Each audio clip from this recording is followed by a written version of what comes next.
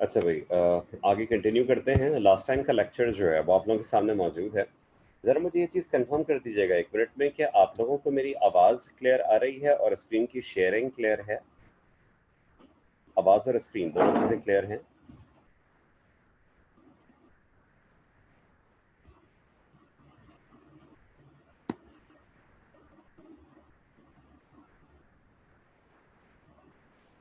सैयद मोहम्मद अतर साहब, अतर हाशमी साहब, अभी फ़िलहाल फ़ौरन तो नहीं हो सकता, मगर एंड पे या फिर अलग से मैं आप मुझे व्हाट्सएप पे मैसेज करिएगा, उस वक्त जो है वो मैं बता दूंगा बिल्कुल। ठीक है। क्रॉस प्रोडक्ट बेटे फिर से तो नहीं करवा सकता मैं, तो ये जितना हमारे पास टाइम है उसके अकॉर्डिंग आप उसको पूरा रिवाइज करें, आप उसको पूरा देखें और मैसेज जो है वो प्राइवेट पे करें, जनरल पे मैसेज ना करें। और देखिए क्रॉस प्रोडक्ट में बेसिकली है क्या, थोड़ी बहुत चीज़ें ऐसी याद दिला देता हूँ क्योंकि पूरा क्रॉस प्रोडक्ट हम लाजमी सी बात है फिर से पढ़ नहीं सकते हैं। सॉरी, डॉट प्रोडक्ट आ गया था। क्रॉस प्रोडक्ट में सिर्फ जनरल कॉन्सेप्ट था क्या कि अगर दो वेक्टर क्वांटिटीज मल्टीप्लाई हो, अगर दो वेक्टर क्वांटिटीज मल्टीप्लाई हो और इनका प्रोडक्ट भी वेक्टर क्वांटिटी की फॉर्म में आ जाए, तो इस तरह के प्रोडक्ट को बेसिकली क्रॉस प्रोडक्ट या वेक्टर प्रोडक्ट का नाम दिया जाता है। कि when two vector quantities are multiplied and their product is also a vector quantity, then this type of product is called as cross product या वेक्टर प्रोडक्ट। ठीक है। क्रॉस प्रोडक्ट का फॉर्मूला क्या है? A cross B is equals to A B sine theta into U hat. ठीक है। क्योंकि left hand side अगर हमारे पास यहाँ पे वेक्टर फॉर्म में है तो उसका मतलब है right hand side A B sine theta क्या मैग्नीट्यूड है, यू हैट जो है वो क्या बेसिकली यूनिट वेक्टर है। ठीक है। और जब भी कोई मैग्नीट्यूड किसी यूनिट वेक्टर से मल्टीप्लाई होता है तभी वो वेक्टर फॉर्म में कन्वर्ट होता है। मतलब जो फॉर्मूला हमारे पास यहाँ पे लिखा है वो इसीलिए लिखा था कि ए हैट बराबर है vector A divided by mod of A के। ठीक है। Mod of A magnitude of A ऐसे लिखें या मैग्नीट्यूड ऑफ ए ऐसे लिख दें, बात एक ही होती है। ठीक है। मतलब A into A hat is equal to vector A होता है। तो magnitude into unit vector, magnitude into unit vector, ये बेसिकली जो है वो वेक्टर फॉर्म के पूरे बराबर भी हो जाते हैं। ठीक है। ए क्रॉस बी रिजल्टेंट सी है, वो किधर बन रहा है? ए और बी के बीच में एंगल है। रिजल्टेंट वेक्टर सी किधर है? आउट ऑफ द पेपर है। ये सारी बातें हम लास्ट टाइम डिस्कस कर चुके थे। ठीक है। मुझे ज़रा खुशबख्त और मोहम्मद अतर साहब मैसेज ऑप्शन में ही ज़रा मुझे बताइएगा कि आप लोगों ने लास्ट क्लास अटेंड की थी।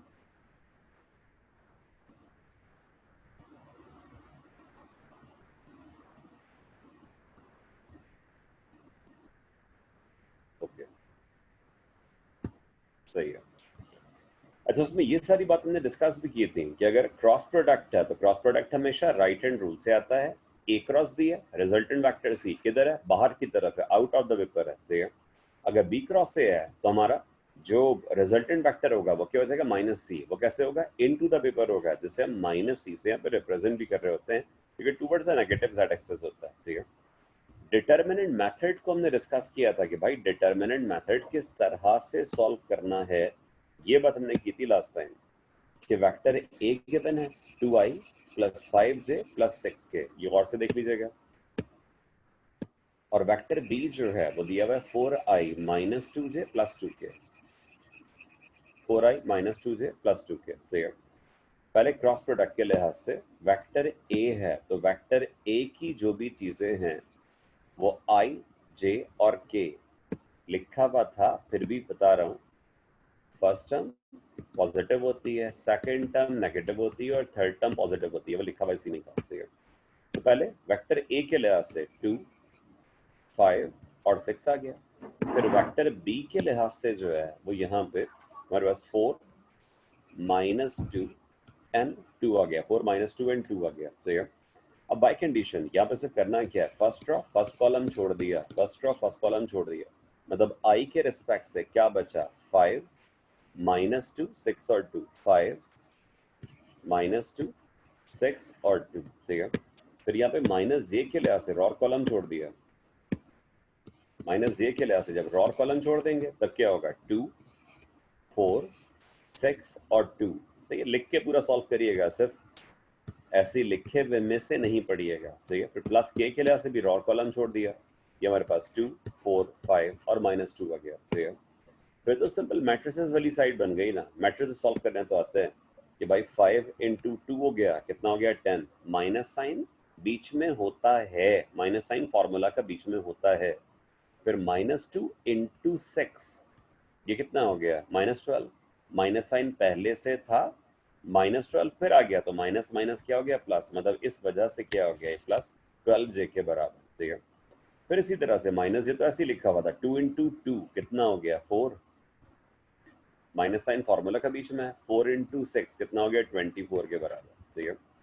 फिर इसी तरह से 2 × -2 कितना हो गया -4, माइनस साइन फॉर्मूला का, 4 × 5 कितना हो गया -20। आगे मेरे ख्याल में कैलकुलेशन बताना आपको बेकार है, आप खुद देख सकते हैं कि भाई 10 और 12 मिला के क्या हो गया 22, और आई है वो बाद में लिखा जाता है 22i। फिर ये 4 और -20 ये कितना हो गया था -20 हो गया था, माइनस माइनस क्या हो गया प्लस, मल्टीप्लाई हो गया, तो ये +20 है। फिर ये -4 और -20 मिला के कितना हो गया -24 के। इस तरह से हम किसी भी वेक्टर से क्रॉस प्रोडक्ट निकाल सकते हैं। ये इसका डायरेक्ट मेथड बताया था कि जिनमें डिफरेंस हो, डिफरेंट जो भी टर्म्स आ रही हो, जैसे के की सारी वैल्यूज अलग अलग थी, तो के के लिहाज से आई जे और के सबकी वैल्यूज यहाँ पे लिखी हुई थी, के की वैल्यू डिफरेंट आ रही, के के लिहाज से रॉ कॉलम छोड़ दिया और बाकी सॉल्व करके देख लिया कि आंसर किससे यहाँ पे मैच कर रहा है। बाकी तो फिर यहाँ पे लॉज है, physical significance of cross product है, फॉर्मूला था, और बेसिक प्रॉपर्टीज हैं। प्रॉपर्टीज तो एक दफा और से देखेंगे तो खुद भी पूरी समझ में आ जाएगी। बहरहाल लास्ट टाइम ये सारा काम हम कर चुके थे, अब स्टार्ट कर रहे हैं हम नेक्स्ट, आगे कंटिन्यू नेक्स्ट टॉपिक।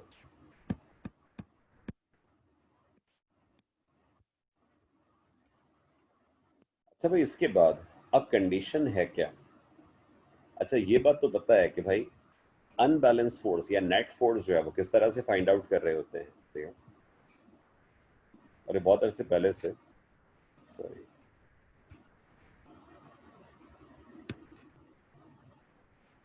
बहुत अरसे पहले से इस तरह की चीजें जो है पढ़ते भी आ रहे होते हैं, ठीक है, कि नेट फोर्स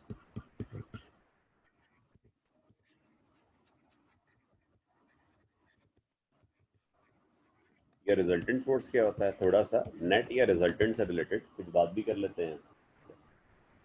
अब बाय कंडीशन पहले तो एक बात बताएं कि क्या ऐसा पॉसिबल है कि दो फोर्सेस हैं, एक फोर्स F1 है, कितनी है 10 न्यूटन के बराबर। बिल्कुल बेसिक से नहीं आ रहा, डेफिनेशन तो पता है ना आपको नेट फोर्स की, कि नेट फोर्स या रिजल्टेंट फोर्स की डेफिनेशन क्या होती है, the result of two applied forces, the result of two applied forces, दो अप्लाइड फोर्स का, दो अप्लाइड फोर्सेस का जो रिजल्ट होता है वो बेसिकली नेट फोर्स या फिर रिजल्टेंट फोर्स जो है उसको हम कह सकते हैं, ठीक है।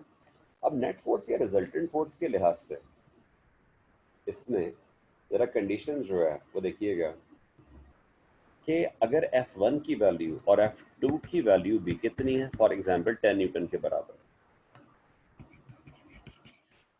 तो क्या ऐसा पॉसिबल है कि इनका नेट फोर्स, ये जिसे हम रिजल्टेंट फोर्स कहते हैं, वो भी 10 न्यूटन के बराबर आ जाए।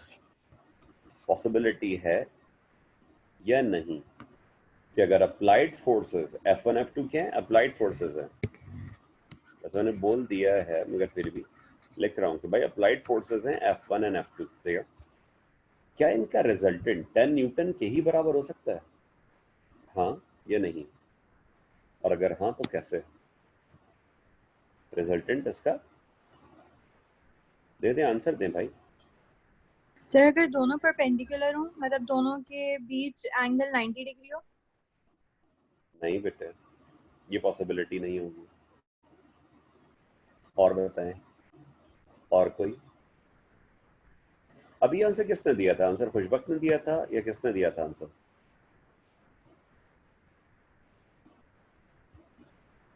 भाई इतने सारे और लोग भी तो हैं, अनस शुएब साहब स्टार्टिंग में नजर आ रहे हैं, अरहम महमूद हैं, हानिया अहमद हैं, और भी लोग पार्टिसिपेट करें बेटे।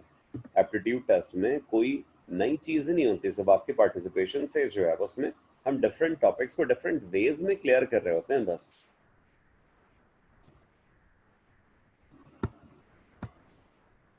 अच्छा, एक आंसर और मैं पढ़ नहीं सका। 60 degree angle equilateral triangle, Mohammad Abdul Aziz Khan.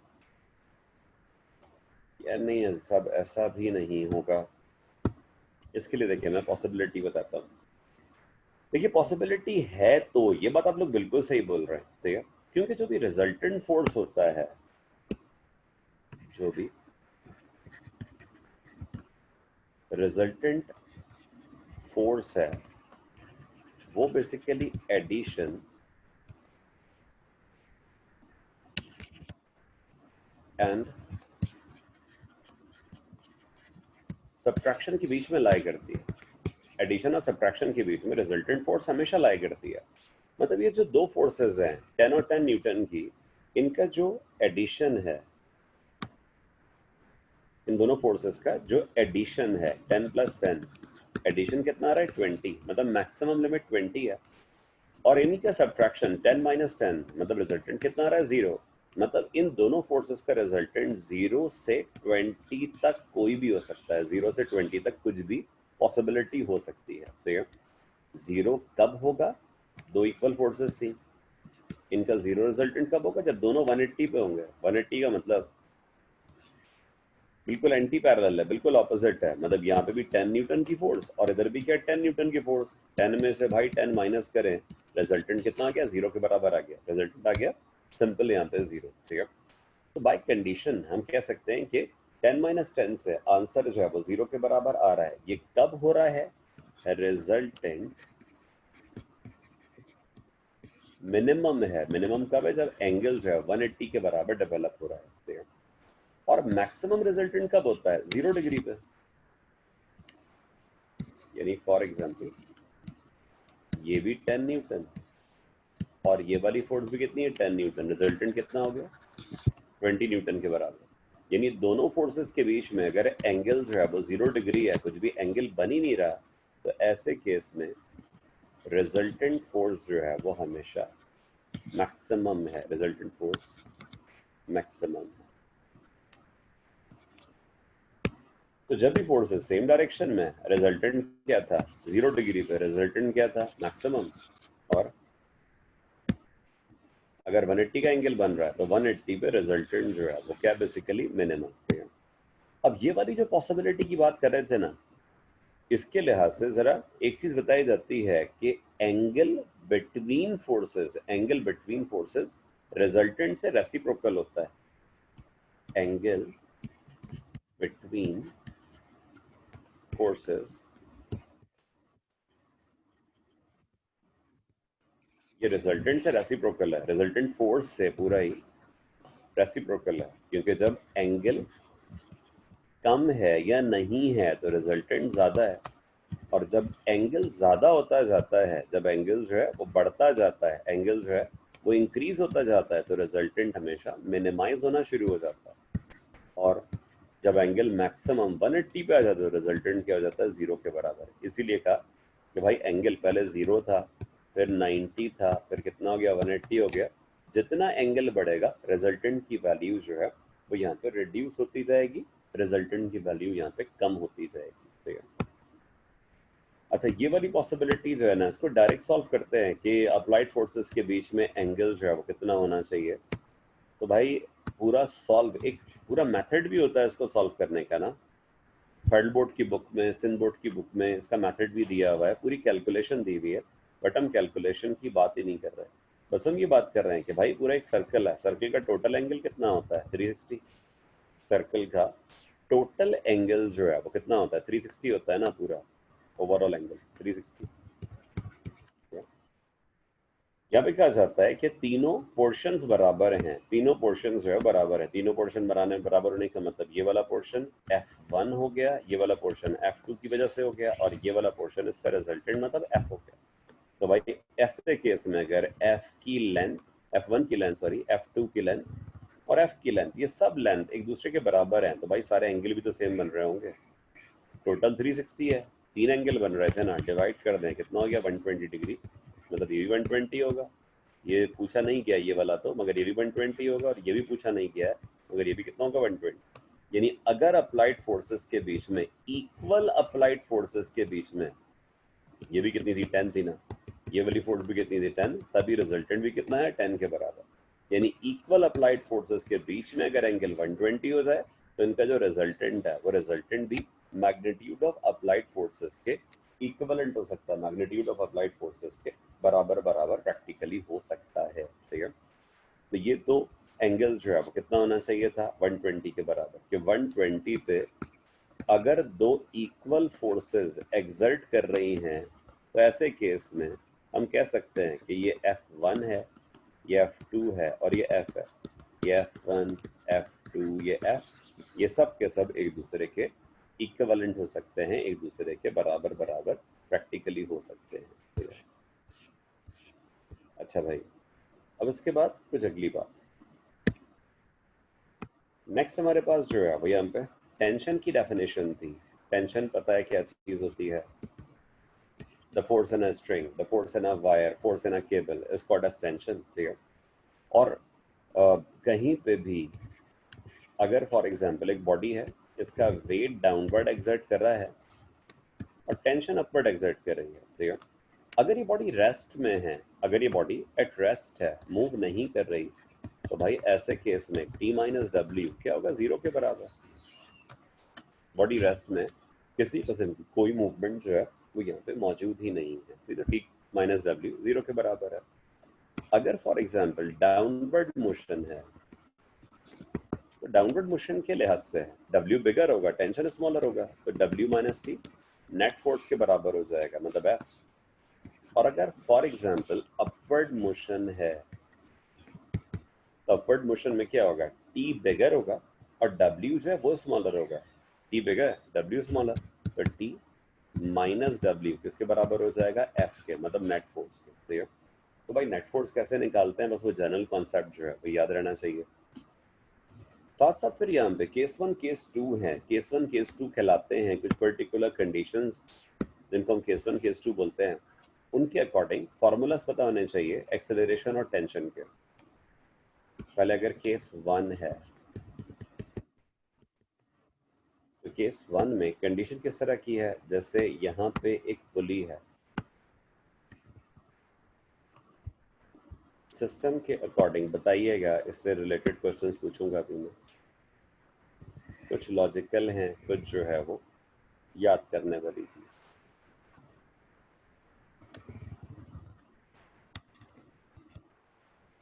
String मतलब रस्सी जो है वो इसके ऊपर से पूरी यहाँ पे पास हो रही है,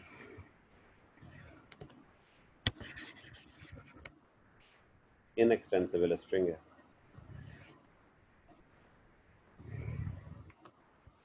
इससे दो मासेस कनेक्ट किए हुए हैं, एक ऑब्जेक्ट ये, एक ऑब्जेक्ट ये, सिस्टम बैलेंस तो नहीं होगा।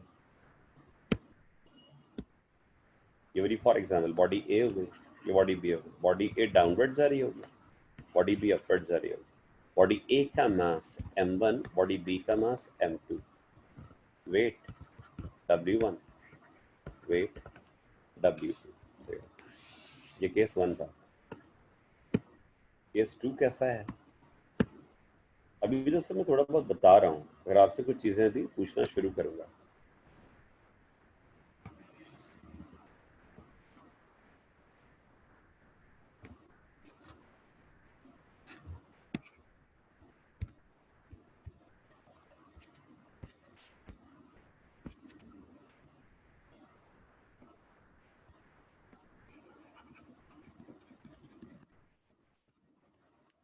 केस नंबर 2 में हॉरिजॉन्टल सरफेस थी, कॉर्नर पे लगी हुई है पुली, इधर पुली लगी हुई है, एक ब्लॉक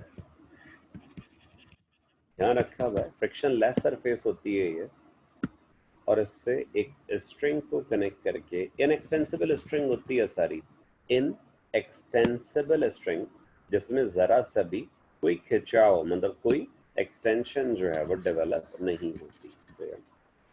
ये बॉडी ए हो गई, ये बॉडी बी हो गई, बॉडी ए डाउनवर्ड जाएगी क्योंकि फ्रिक्शन लेस सरफेस है ऊपर, बॉडी बी जो है वो यहाँ पे राइटवर्ड ट्रेवल करके आएगी। अब इसमें देखिएगा, बॉडी ए का जो वेट है वो डाउनवर्ड एक्सर्ट कर रहा है W1, ये वाला मास M1 होता है, ये मास जो है वो M2 होता है। बॉडी बी का वेट क्या है, W2, और बॉडी बी के वेट की वजह से बेसिकली रिएक्शन डेवलप होगा according to Newton third law of motion.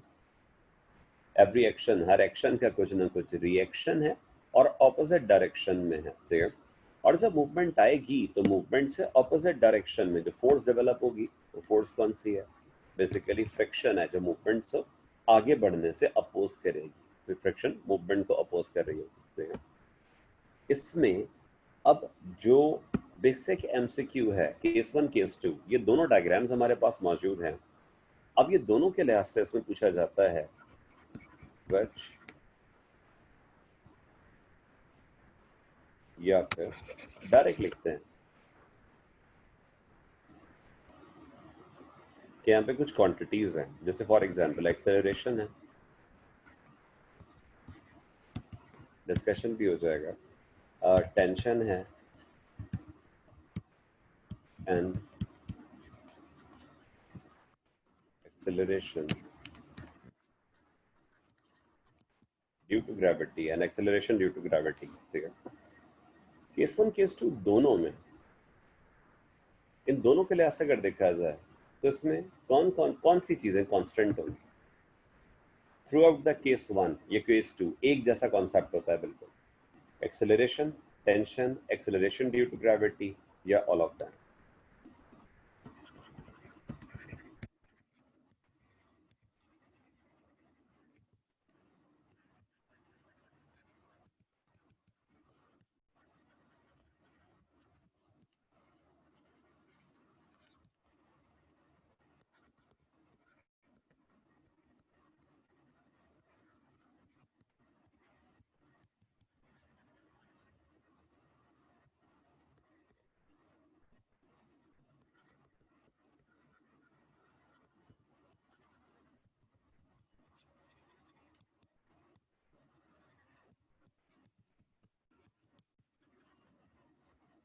चलिए भाई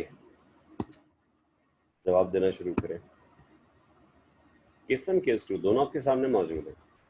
कौन सी चीजें यहाँ पे कांस्टेंट होंगी, एक्सेलरेशन है, एक्सेलरेशन ड्यू टू ग्रेविटी है, टेंशन है, through out the case 1 and case 2। सिर्फ केस 1 के लिहाज से सोचें, ज्यादा इधर उधर सोचने की जरूरत ही नहीं, सिर्फ केस 1 के लिहाज से सोचें कि कौन सी क्वांटिटीज इसमें कांस्टेंट होनी चाहिए।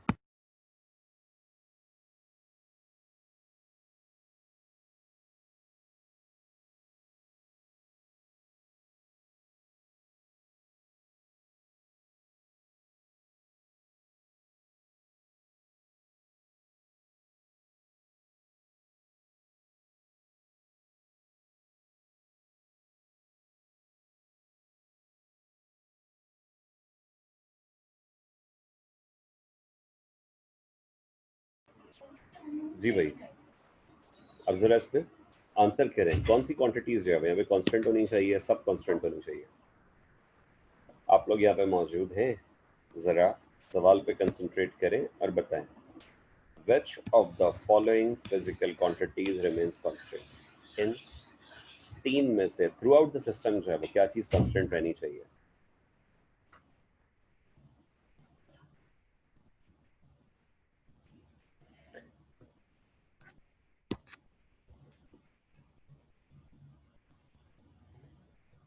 खुशबक, tension and acceleration due to gravity, दो चीजें।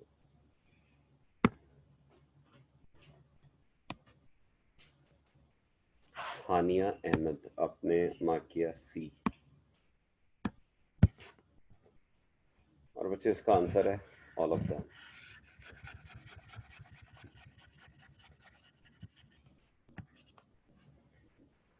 थ्रू आउट द सिस्टम ये तीनों चीजें जो है वो कांस्टेंट ही रहती हैं। थ्रू आउट द सिस्टम ये तीनों चीजें जो है वो कांस्टेंट ही होंगी, तीनों कांस्टेंट होंगे। ठीक है, थोड़ा सा बता दूं क्योंकि कोई कोई बोल रहा है acceleration due to gravity constant है, कोई टेंशन कोई एक्सेलरेशन।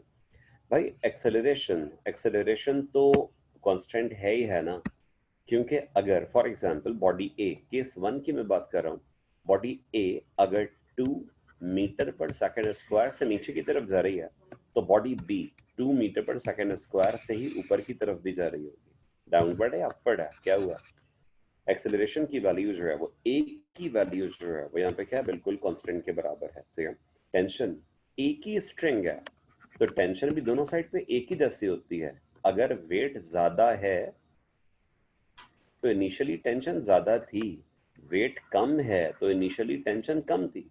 बट ये स्ट्रिंग्स अलग अलग कहीं नेल्स पे कीलों पे बंधी हुई स्ट्रिंग्स नहीं है, ये तो बेसिकली एक ही स्ट्रिंग है। तो एक स्ट्रिंग होने की वजह से यहाँ पे क्या होता है, टेंशन कंपनसेशन आता है और दोनों साइड पे एवरेज टेंशन एक्सर्ट करना शुरू हो जाती है। ठीक है, तो ए तो वैसे ही कांस्टेंट था, टेंशन जितनी भी है वो क्या एवरेज है। ठीक है, और जी की value acceleration due to gravity, G का मतलब यहाँ पे एक्सेलरेशन ड्यू टू ग्रेविटी है और इसकी वैल्यू देखा जाए तो 9.8, वैसे 10 लिख देते हैं मगर 9.8 के बराबर ही है। ठीक है, वो पॉजिटिव नेगेटिव वाला कॉन्सेप्ट तो है ही डिफरेंट ना, वो तो फ्री मूवमेंट्स में होता है, फ्रीली बॉडी अपवर्ड जा रही है, फ्रीली बॉडी डाउनवर्ड आ रही है, वो एक डिफरेंट सारे कॉन्सेप्ट है।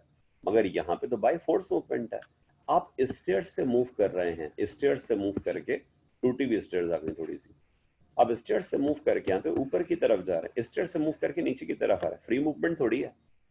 जी की वैल्यू जो भी होगी वो क्या होगी, कांस्टेंट ही होगी। तो जी की वैल्यू भी कांस्टेंट है, ए की वैल्यू भी कांस्टेंट है और टी की वैल्यू भी जो है वो भी यहाँ पे कांस्टेंट के बराबर है। ठीक है, और केस 2 में भी ऐसा ही है कि जितनी एक्सेलरेशन से बॉडी ए डाउनवर्ड जाएगी उतनी ही एक्सेलरेशन से बॉडी बी जो है वो राइटवर्ड जा रही होगी।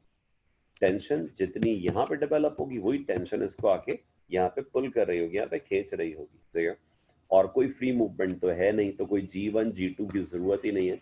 हर जगह पे ये तीनों चीजें जो है वो थ्रू आउट द सिस्टम यहाँ पे बिल्कुल कांस्टेंट होती हैं, बिल्कुल सेम होती हैं। तो ये अच्छा भाई, इन सारी चीजों के बाद अब एक टॉपिक आ जाता है यहाँ पे मोमेंटम का, मोमेंटम या लीनियर मोमेंटम। पहले जरा आप लोग कुछ बताएं कि मोमेंटम या लीनियर मोमेंटम होता क्या है, कुछ पता है मोमेंटम के बारे में कि मोमेंटम क्या है? बताएं बताएं, माइक ओपन करें और बताएं, बोलें। ज्यादा से ज्यादा गलत बताएंगे और तो उससे ज्यादा तो कुछ भी नहीं होगा ना।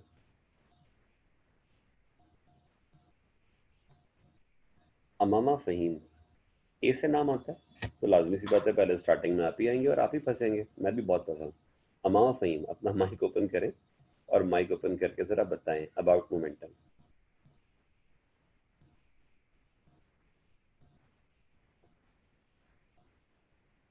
अमामा फहीम, आपको आवाज आ रही है?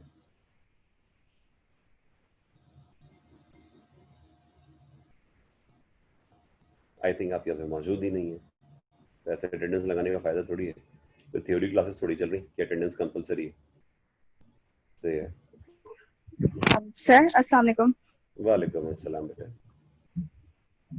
बताएं बताएं सर बताएं। मोमेंटम होता है मास इनटू वेलोसिटी सही है, शाबाश। और कुछ पता है इसके एंड बारे इट्स अ में? Vector quantity. एग्जैक्टली, और कुछ पता है?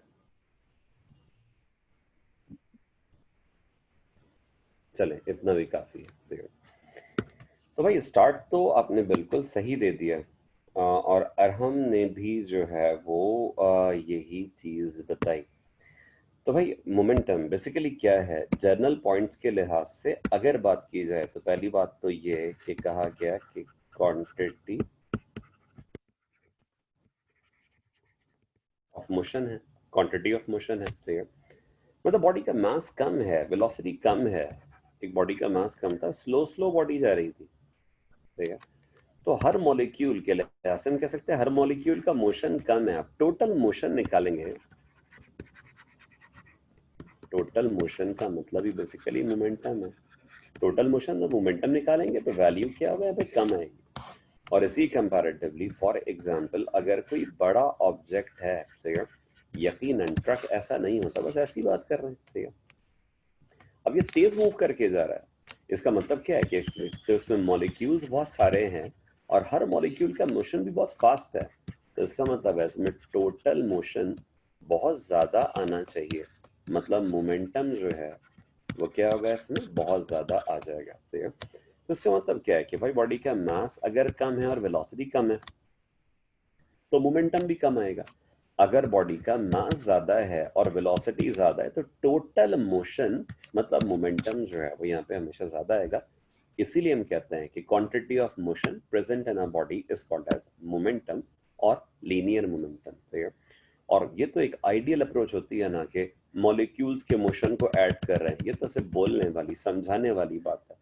प्रैक्टिकल बात क्या है कि भाई मोमेंटम अगर चाहिए तो product of mass and velocity हम कर सकते हैं। बॉडी है तो मास होगा, स्ट्रेट लाइन में मूव कर रही है तो वेलोसिटी होगी, मास इनटू वेलोसिटी करें मोमेंटम आ जाएगा। और वेलोसिटी वेक्टर है, मास स्केलर है, तो मोमेंटम भी क्या होगा, वेक्टर। तो ये क्योंकि जब भी एक स्केलर और एक वेक्टर क्वांटिटी मल्टीप्लाई होते हैं तो आंसर में हमेशा वेक्टर आता है। एक स्केलर और एक वेक्टर जिस तरह से भी डिवाइड हो तब भी आंसर क्या आता है, हमेशा वेक्टर फॉर्म में आता है। ठीक है, ये डायरेक्शन बच जाता है, इस वजह से हम कहते हैं। अच्छा, मोमेंटम के जो एसआई यूनिट्स हैं, मास का यूनिट क्या हो गया किलोग्राम, स्पीड का वेलोसिटी का सॉरी यूनिट क्या हो गया मीटर पर सेकंड, ये तो इसका फर्स्ट यूनिट हो गया। इसका एक और यूनिट भी होता है, एक और यूनिट किसी को याद है कि मोमेंटम का एक और यूनिट कौन सा था? मोमेंटम का एक और यूनिट भी था ना,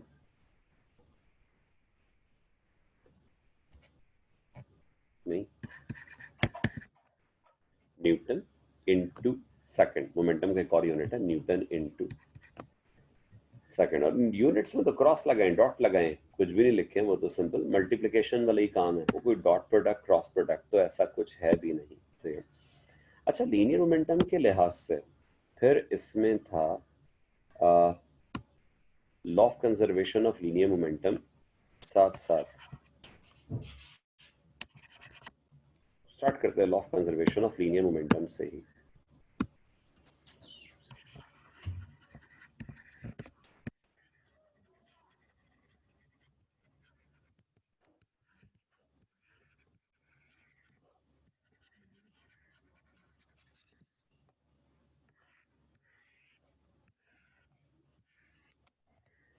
ये law of conservation of linear momentum, इसका जनरल बेसिक स्टेटमेंट है क्या? इसमें बताया जाता है कि momentum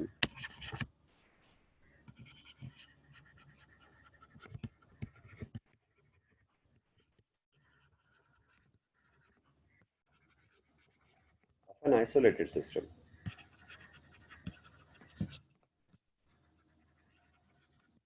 always remains constant before and after collision। भाई जरा देख लीजिएगा, थोड़ी सी राइटिंग जो है वो समझ में आनी चाहिए, वो नहायत थोड़ा जल्दी जल्दी में लिखते हैं और ग्लास स्क्रीन होती है ना, तो वो अक्सर काफ़ी हद तक वो डॉक्टरों वाली राइटिंग हो जाती है, तो लाजमी सी बात है कि समझने में मुश्किल हो सकती है, इसलिए देख लीजिएगा कोई मसला ना हो। इसमें लिखा हुआ क्या है, momentum of an isolated system always remains constant before and after collision. थोड़ा सा आइसोलेटेड सिस्टम को डिस्कस कर लेते हैं, आगे बात बाद में करेंगे।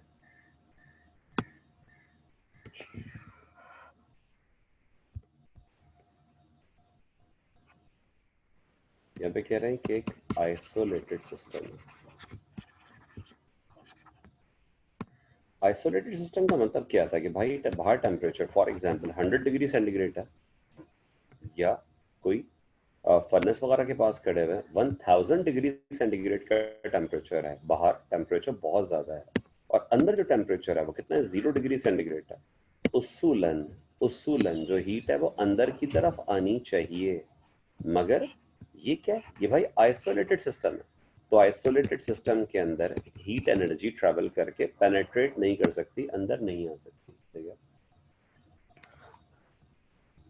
और आइसोलेटेड सिस्टम के लिहाज से एक मिनट,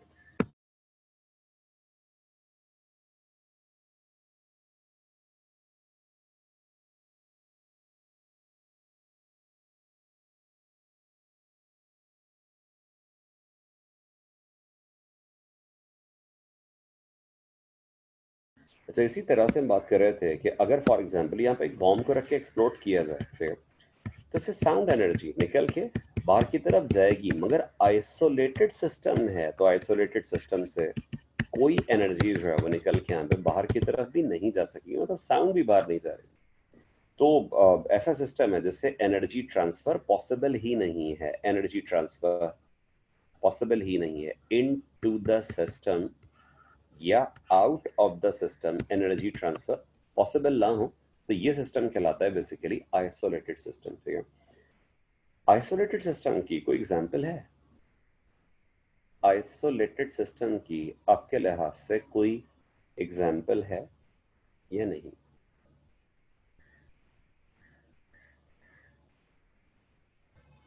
आंसर करें। कोई आइसोलेटेड सिस्टम देखा है कभी?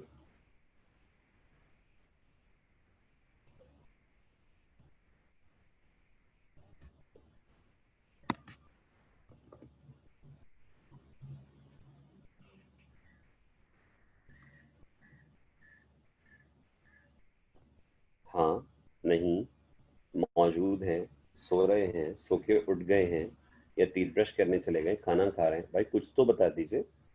जब तक बताएंगे नहीं उस वक्त तक जो है वो ऐसे थोड़ी होगा। इससे तो बेहतर तो क्या मैं रिकॉर्डेड क्लास भेज दूं, तो रिकॉर्डिंग देखते रहिएगा बैठ के, टीवी देखते रहें।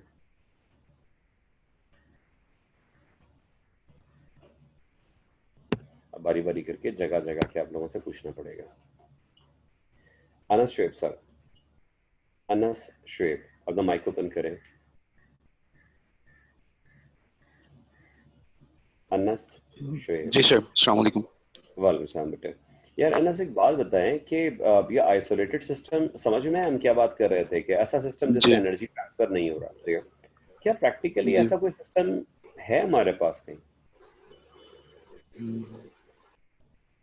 पॉसिबिलिटी है क्या?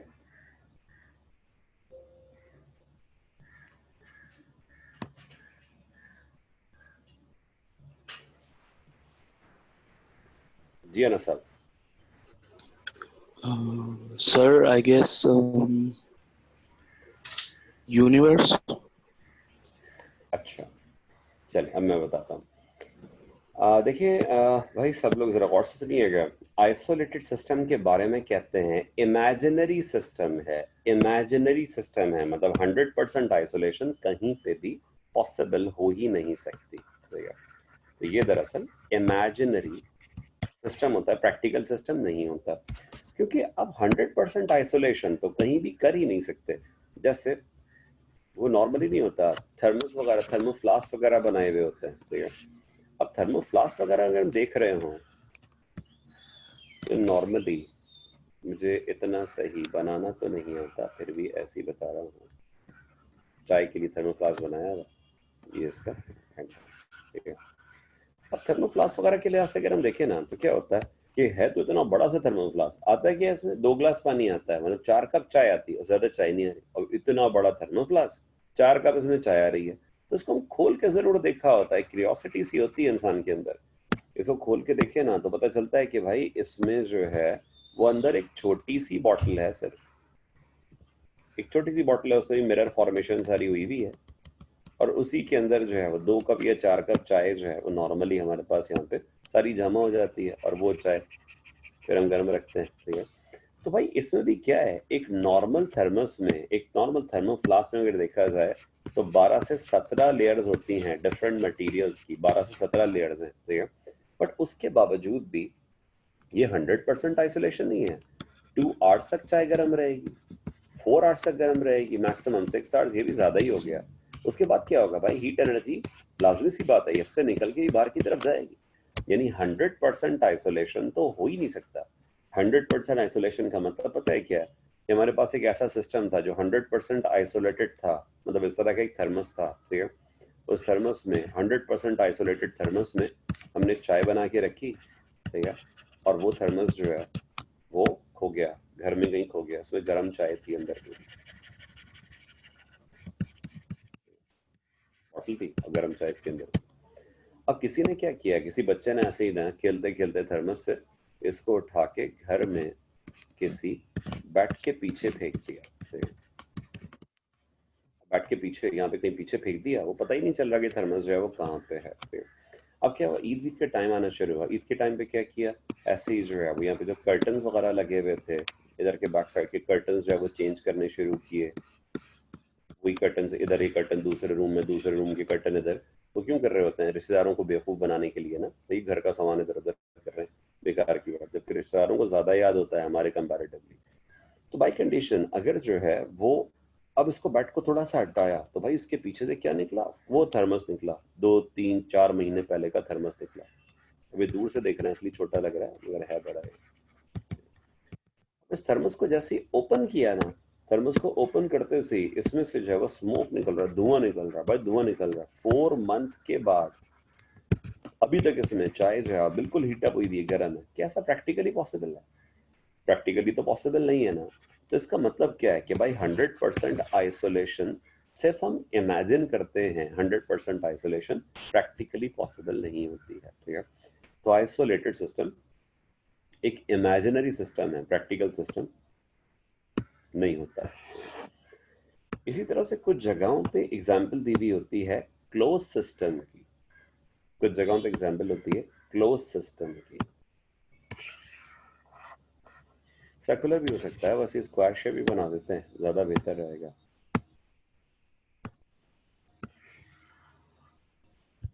अगर क्लोज सिस्टम है,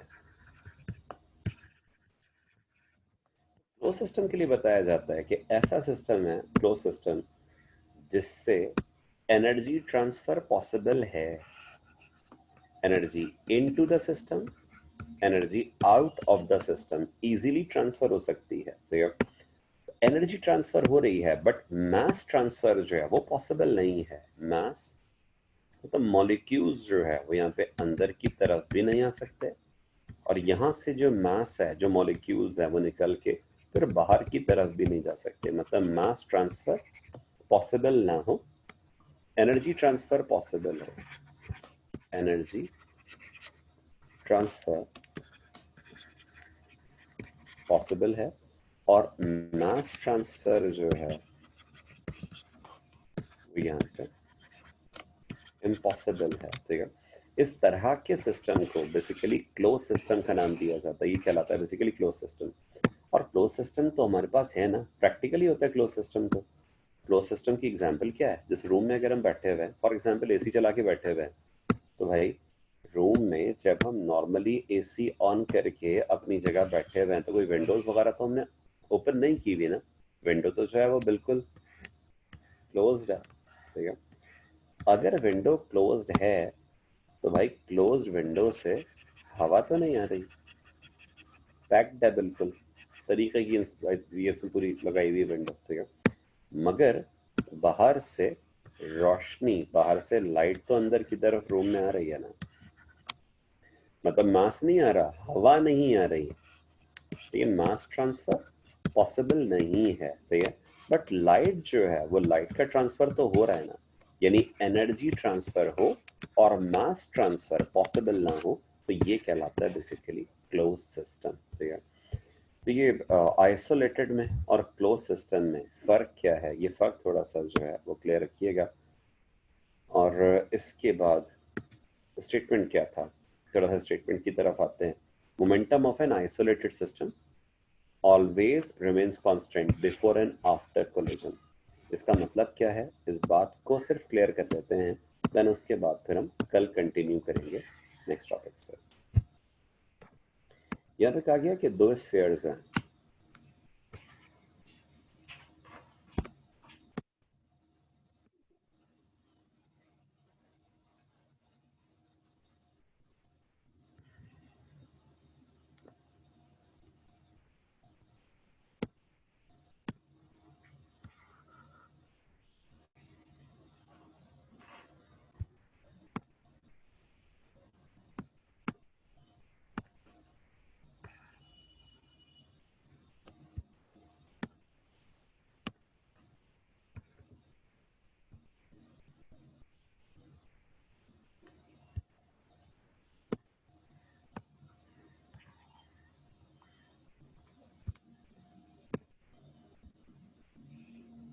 एक स्फीयर जो है वो यहाँ पे कौन सा है, स्फीयर ए,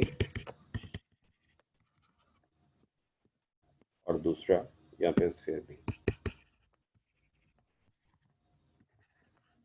दोनों ऑपोजिट डायरेक्शन में ट्रैवल कर रहे थे, क्या कोलिजन हो गया, कोलिजन के बाद उन्होंने फिर से ऑपोजिट डायरेक्शन में ही ट्रैवल करना शुरू कर दिया। फिर पहले ऑपोजिट था, टूवर्ड्स ईच अदर, किसमें था, ऑपोजिट में ही आता है। फिर दोनों एक दूसरे से दूर दूर जा रहे हैं, तो अवे फ्रॉम ईच अदर, वो भी क्या आता है, बेसिकली ऑपोजिट में ही आता है।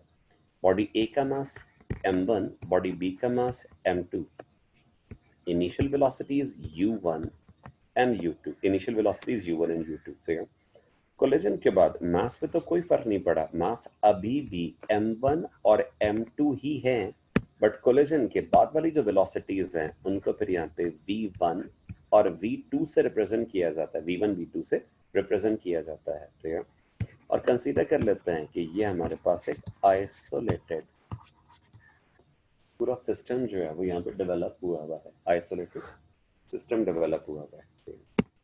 अच्छा, अब यहाँ पे सिंपल सी बात क्या बताई गई, मोमेंटम अगर चाहिए तो बॉडी ए का मोमेंटम क्या होगा, m1 u1, बॉडी बी का momentum m2 u2, mass into velocity, direct इन दोनों को ऐड कर लें, इनिशियल मोमेंटम आ जाएगा। ठीक है, बॉडी ए का मोमेंटम कोलिजन के बाद फॉर्मूला क्या था, m इनटू v ना, तो बॉडी ए का मोमेंटम क्या हो गया, m1 v1, बॉडी बी का मोमेंटम क्या हो गया, m2 v2, इन दोनों को सम कर दें तो क्या होगा, pf, मतलब फाइनल मोमेंटम भी आ जाएगा। ठीक है, वैल्यूज के हिसाब से अगर हम देखें ना, तो ऐसी कंडीशन है जैसे बॉडी ए का कोलिजन से पहले मोमेंटम था 15, मास भी पता था, वेलोसिटी पता थी, मोमेंटम निकाल लिया m इनटू v से डायरेक्ट। बॉडी बी का मोमेंटम फॉर एग्जांपल 10 था, इन दोनों को सम किया तो सम करने से इनिशियल मोमेंटम की वैल्यू, मतलब कोलिजन से पहले जो मोमेंटम था वो आ गया 25 kg मीटर पर सेकंड के बराबर। ठीक है, फिर कोलिजन हुआ और कोलिजन के बाद ऑपोजिट डायरेक्शन में उन्होंने ट्रेवल करना शुरू किया, बॉडी ए का मोमेंटम फिर निकाला, वो अभी भी कितना आ रहा है 15, और बॉडी बी का मोमेंटम अभी मालूम किया, ये मोमेंटम अभी भी कितना आ रहा है 10, इन दोनों को फिर सम कर दिया तो भाई फाइनल मोमेंटम भी आ गया इसी तरह से 25 kg मीटर पर सेकंड के बराबर। यही चीज लिखी हुई थी बेसिकली इसके स्टेटमेंट में कि the momentum of an isolated system always remains constant before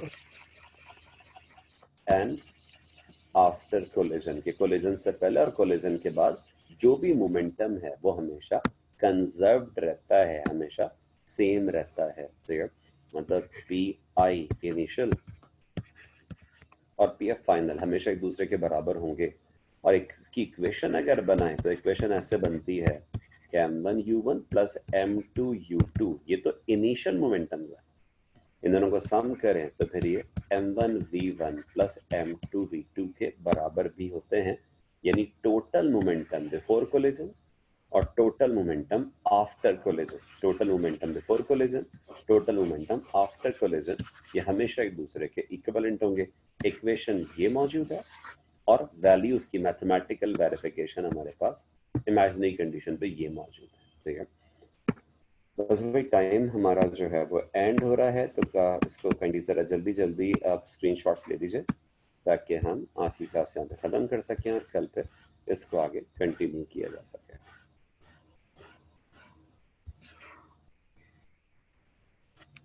first screenshot,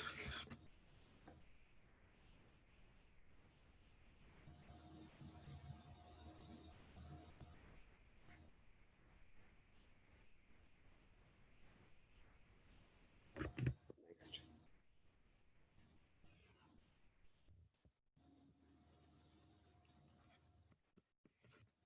second screenshot,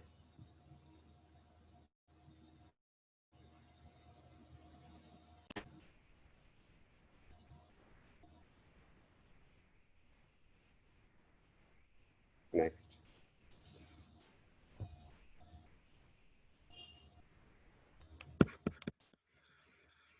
third screenshot,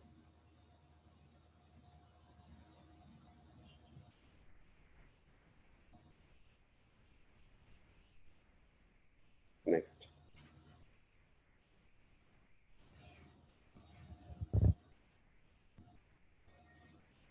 fourth screenshot,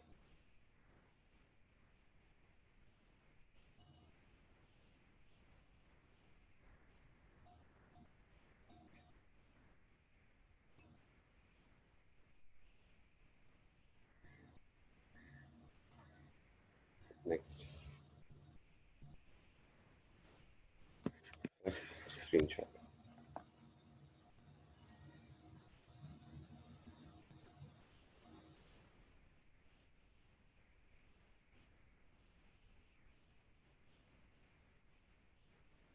Next.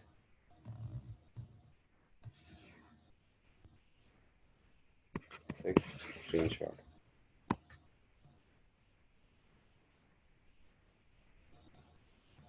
Okay. Sixth.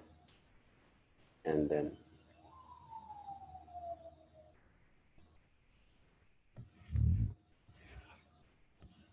Seventh screenshot तो बिल्कुल एंड पे ही है. सही है बच्चों, बस आज की क्लास हम यहाँ पे ख़त्म कर रहे हैं. इंशाल्लाह नेक्स्ट टाइम जो है वो आगे कंटिन्यू करेंगे.